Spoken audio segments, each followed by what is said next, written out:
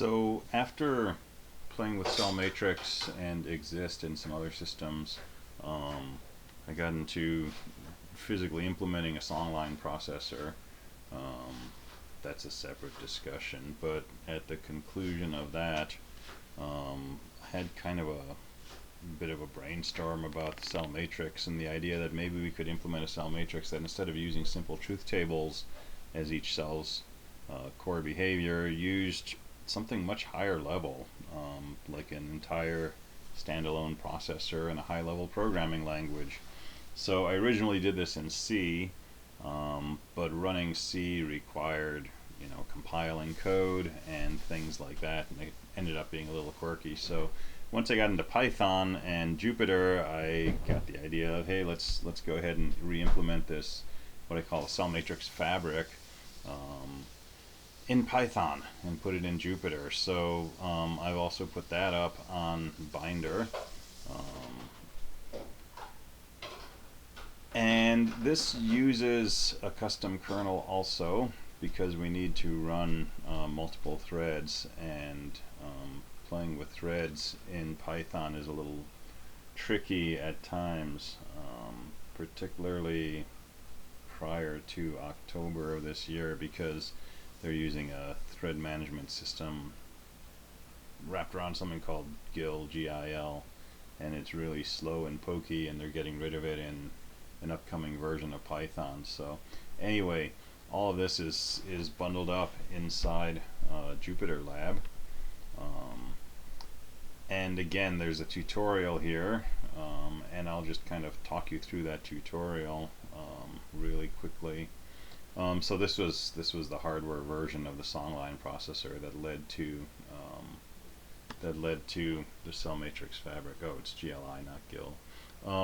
Basically, the idea was we can create a matrix, but instead of having a simple truth table inside, we can write something like Python. So here I'm compiling a program into cell 00, which is basically just a wire again, but it's a wire implemented by reading an input from the west and then sending it out to the east as data.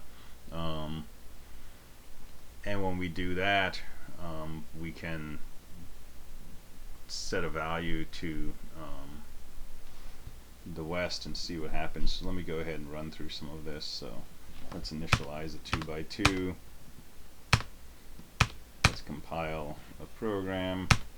Let's look at our cell, and then if I set 00 data west to be a 1, we'll see a 1 coming out on the east. So it's acting like a wire. And our inputs and outputs in this fabric are any legal integer. So if I set a 17 on the west, I get a 17 coming out on the east. And if I set negative 192, I get negative 192, and so on. And we can make more complex programs. Here's a program that basically generates prime numbers, so we can put a number in on the west and it will spit out the next prime to the north. And that's, not terribly surprising, but also probably not terribly useful. We can load files into cells using the load command if we don't want to write them all in a compile command. So this takes you through some of that, some important comments about some possible gotchas and so on. And so there's a series of chapters. That was chapter 1, the basic intro. Chapter 2 talks about C mode, where we can actually read and write programs. And when you read a program, you basically extract the ASCII codes for each character in your program each time the clock ticks. Cell matrix fabric switches from a global clock to a local clock, so each cell can individually tick its neighbor and get an acknowledgement from it. And so that's what all of this is talking about. And it's a way that basically one cell can again read a neighboring cell's or fiber's program. And as we read it, we can also send it back in to make a non-destructive read. So multi-fiber C-mode circuits, we can read the contents of one fiber, copy it somewhere else, just like we can do on a cell matrix. Here's a program that does that. These programs are a fair bit more complex, which is perhaps counterintuitive, because by having a more powerful cell, you would think it would take less instructions to do things, but the language we're working with, Python, and this framework of commands for reading inputs, setting outputs, ticking the clock, and so on is more sophisticated. So the programs end up being a bit longer.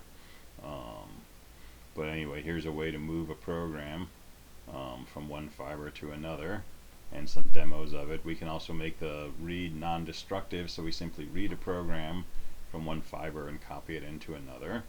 And so this demonstrates that.